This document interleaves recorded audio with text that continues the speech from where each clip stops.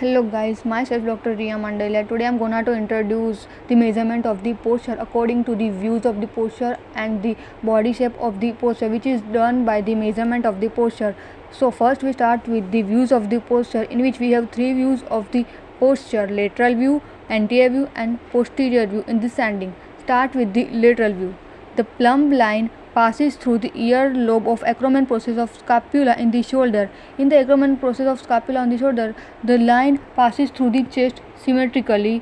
After that, in the lumbar vertebra, the line passes through midway between the abdomen and back, anterior to sacroiliac joint. In the pelvic and hip, the midline passes through the anterior of SI joint and posterior to hip joint through the greater trochanter, which create extension movement. In the knee, plumb line passes through the anterior through midline of the knee. In the ankle, the midline passes through the anterior to lateral malleolus aligned with the tuberosity of the fifth metatarsal.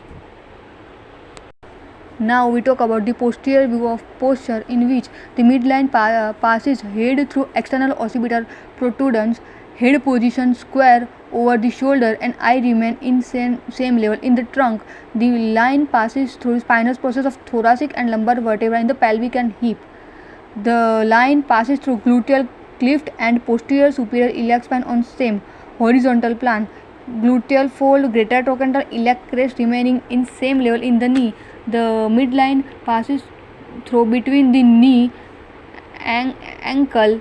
The line passes between the malleoli drawn from medial malleolus to first metatarsal bone and lies in the tuberosity of the navicular bone. Anterior view. In the anterior view, the midline passes through the headline to the headline. The midline passes through the sternum and xiphoid process.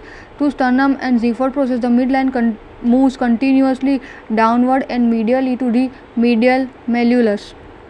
Second test, which is called the wall test. In this test, the patient stays straight, back facing wall, shoulder, ear, hip equal level. Put the one hand behind the back and measure the distance of that. If it is 1, it is said to be good posture. If it is greater than or less than 1, it is called faulty posture. After measuring each body part, we have to find the abnormality in the posture, which is inverted triangle, triangle or pear shape, hourglass, rounded tummy, apple shape or oval body shape.